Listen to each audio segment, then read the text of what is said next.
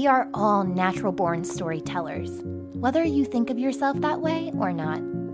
The stories that mold and shape our lives oftentimes become foundational parts of our growth, healing, and even generational experiences. Welcome to Awaken Your Soul Sunday, a storytelling series that shares the moments of awakening, trials and tribulations, truth, and vulnerability in the words and voice of the featured storyteller. And now, a life-changing story from this week's guest.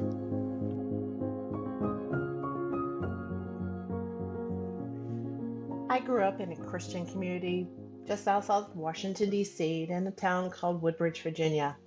My dad drove the Purple People Picker-Upper, a 40-foot old school bus that was converted into a church bus and painted Barney purple.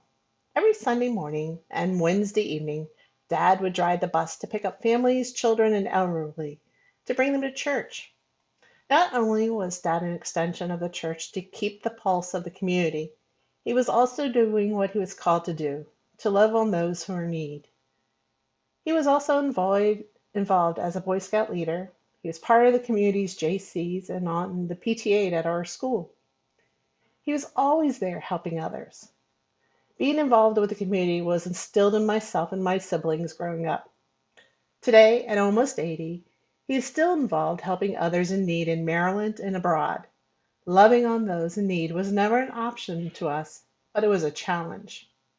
Many years ago, I was fortunate enough to take the 7-day Be Our Guest seminar sessions at Disney. One of the most powerful things that I never forgot was whenever you see someone taking a picture, ask if you can take that picture for them. You will never know when that group will ever be together again with everyone included. Usually, mom, dad, grandma, or grandpa is taking the picture. Look at your own family holidays.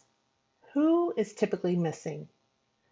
I was sent a letter after I had taken a family picture for a large group.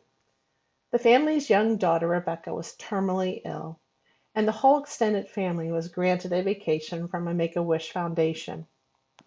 I just happened to be the one that saw the group together trying to get the picture of everyone smiling. I stepped in and asked if I could take the picture for them with their camera.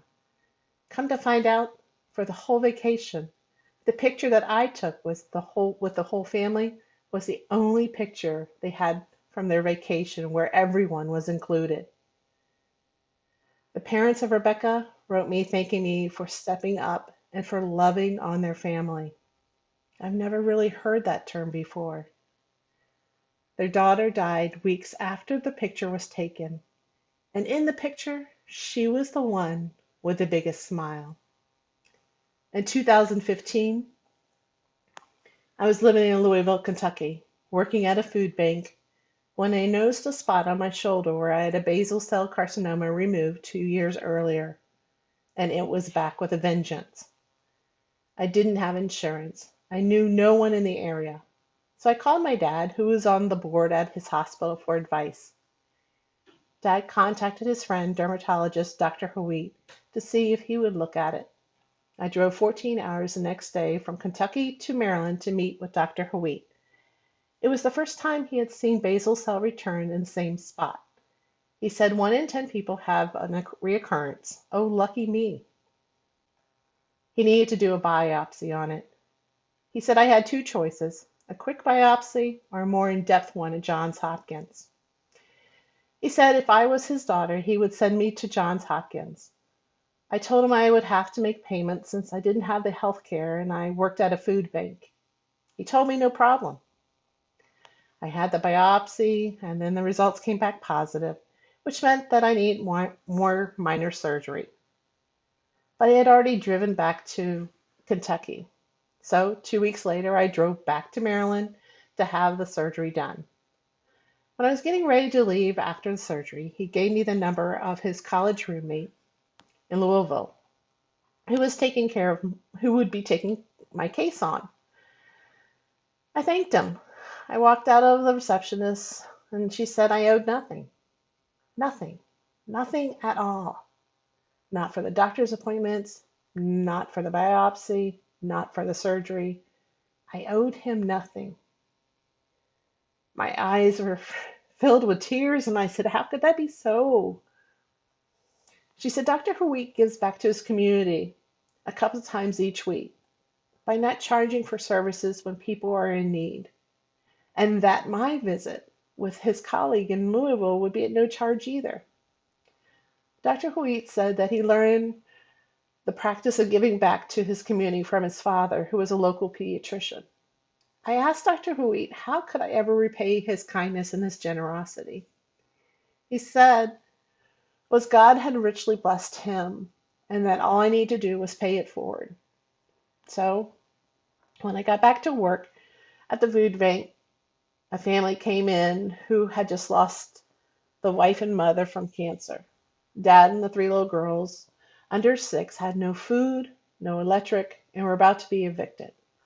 Of course, when things couldn't get worse, it was the oldest girl's birthday that day, and Dad had nothing for her. Our group office of 4 people had oddly enough had 4 leftover cupcakes from a birthday celebration that day before. We slid Dad the cupcakes and some candles. We were able to get his electric turned on, fill their pantry, and purchase a doll that the little girl had asked for. The next day, I went to my church to ask for help on their behalf. The church paid Dad's rent for 6 months, offered his children free daycare for 1 year, and we were able to help him find a job that would allow him to be at home at night. He asked how he could repay everyone. I told him what had happened to me and Dr. Huik, and that God richly blessed me since that day. Dr. Huik had truly loved on me. The only thing that I asked the dad to do was to pay it forward. Steve began working as a volunteer at another food bank, paying it forward and sharing his story of grace, of humility, faith, and what it felt like to be loved on. God showed me the power of love and what a beautiful gift it is. The term loving on me, well, I learned that from Rebecca and her family, as well as Dr. Huik. To them, I will always be grateful for the lessons they have taught me when I least expected it. My name is Cheryl, and I am Lauren's mom, and proud mom, and grateful mom. How can I not be proud? She is loving on you with these Sunday podcasts. For more information on this week's guest, visit the episode notes section on mindbizlife.com. And if you'd like to share your story with us, click on the Awaken Your Soul tab on mindbizlife.com and fill out the submission form. Don't forget to share this episode with a friend, and be sure to give the podcast a 5-star rating and review on Apple Podcasts or wherever it is that you tune in and turn it up. Join me on Wednesday for more life mastery conversations, but until then, remember, every level of life is an opportunity to grow. Be well, my friend.